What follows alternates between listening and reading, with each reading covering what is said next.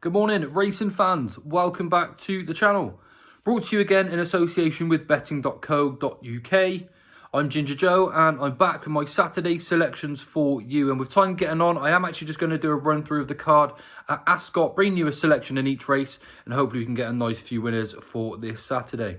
If you're new to my channel, please do hit that subscribe button. It does help me out a great deal. And by doing so, you will be notified of when my episodes do go live. And I'm on a little bit of a mission to try and reach 3,000 subscribers before we get to the jump season. I'm not too far away at the moment.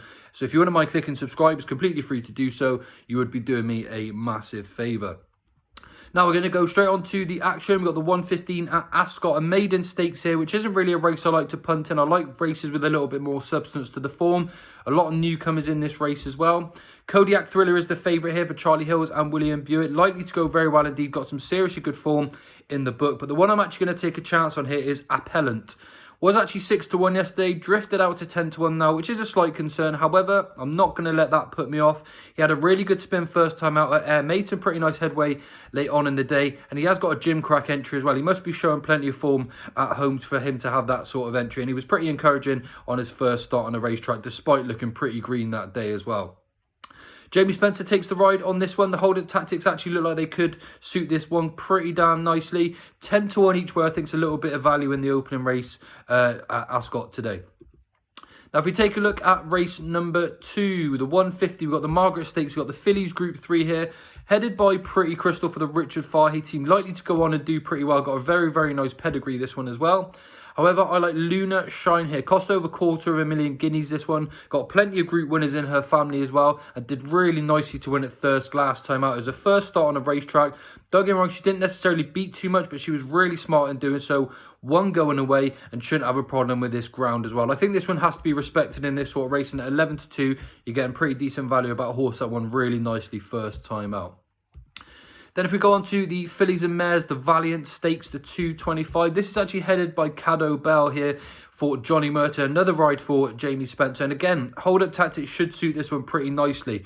Random Harvest, the second favourite, is definitely a big worry here, or a big danger, shall I say, for Ed Walker and Safi Osborne. Had some really, really good form, and actually ran pretty nicely in the Duke of Cambridge as well at Royal Ascot, 2 starts back, finishing just a neck behind Rogue Millennium, but that form would put him in with her in with a really big opportunity for this race again. But I'm going to side with Caddo Bell, who's really impressed me in her 2 starts to date. One really nice on debut at Goring, and they'll back that up by bolting up at Navan last time out. Actually one going away. Had to be ridden in the early stages, but got up there with the pace and pulled away, and just won with plenty left in the tank. 2-1 short enough. However, that is my selection for this race. Then if we move on to the 3 o'clock, we've got the International Stakes here. The Heritage Handicap. Biggles is a worthy favourite here after winning really well last time out in the Bunbury Cup. Does go up slightly in the weights, but has got some very good form here at Ascot. But the one I think going to take the beating this time will be Fresh, who comes here after finishing 5th in the Wokingham, only 2 lengths behind St Lawrence. Likely to go very well here again. Handles all sorts of ground conditions as well, so there's no real negatives about his chances. And that run last night was a big bounce back in the right direction. I think Fresh could go really well here at 8-1. Each way, though, due to the size of the field, has to be worth a mention. Then in the big one, we've got the King George. Of course, we've got August Rodin in the favourite spot at 2-1. We've then got Emily Upjohn, second favourite at 4-1. And the more I look at this race, the more I do think Emily Upjohn's going to have a really good chance. There's no doubt that August Rodin and King of Steel are going to be very good horses, and probably are already. However, coming up against these older horses, they may just need to find a little bit more. And even though King of Steel is a very likeable horse due to the size and scope of him, he's still going to have quite a job to get the form reverse of August Rodin. So the one I'm actually going to side with here is Hookham. I feel like he is an absolute belter for this race as well. He's tough as old boots, and even if they get into a bit of a ding-dong battle at the end of the race, I can see Hookham being the one that gets his nose in front. He's a winner over course and distance as well. His form figures here show 1-3-1, and I just think he's a really solid, high-class performer that, for me, is going to take the beating in this year's King George.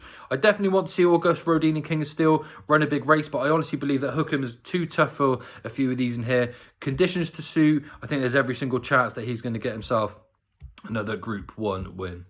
Then if we take a look at the 4:15, we've got the Pat Edery Stakes here. A listed race, pretty decent runners in this one as well. But I like Sunway here for David Minucier. Now, he was another one that cost over £250,000 guineas as a yearling. And pretty rare first time out winner for Connections as well. They don't have too many like this in their arsenal. But he ran really, really well last time out. A very exciting horse and seriously impressive when he won first time out as well.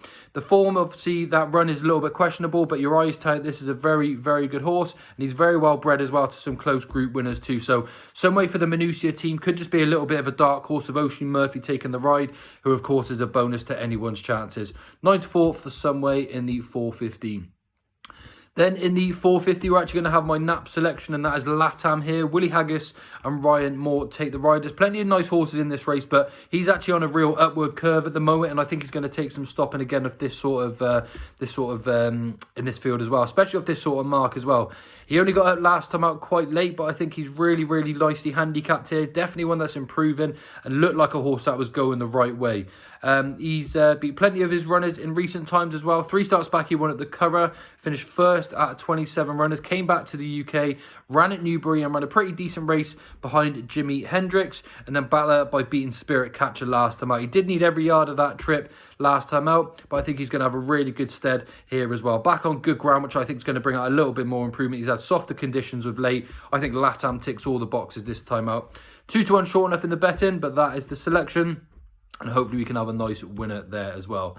And then in the final race, the 5:25, it would be rude for me not to go for Call Me Ginger here for Jim Goldie and Amy Woff, who actually gets back on board on winning this lad last year as well. Winner this race last year as well. Coming into this form in a little bit of decent form, actually starting to find his way once again. And with Amy Woff back on board, she actually takes the ride again. She's really, really good on this lad as well. Seems to get a really good spin out of him too. Obviously, he's a course and distance winner due to that, and he is up against some plenty of good, significant horses, but a few of these have got a few questions to answer on this sort of surface.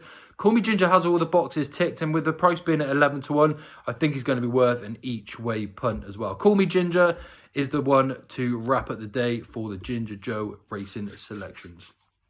So they're the the selections for you for today, and they are Appellant in the 1:15, Luna Shine in the 1:50, Caddo Bell in the 2:25, Fresh in the 3 o'clock each way, Hookham in the 3:40, Somewhere in the 4:15, Latam is the nap at 4:50, and then Call Me Ginger, aptly named to win the 5:25 each way, though at 10-1, because it is a pretty decent race nonetheless. Thanks for tuning in to my Quickfire selections. I do hope you're enjoying the content. The jump season rolling out again real soon, so we'll be back to some longer length videos. And of course, I've got loads of guests lined up for this year's Countdown to Cheltenham Season 3, which will be out in about 6-7 weeks' time. So thanks everyone for tuning in. Don't forget to hit that subscribe button. It's completely free to do so. You really do help me out a great deal on my mission to reach 3,000 subscribers by the jump season. And I'll see you all real soon. Good luck with your bets, and bye for now.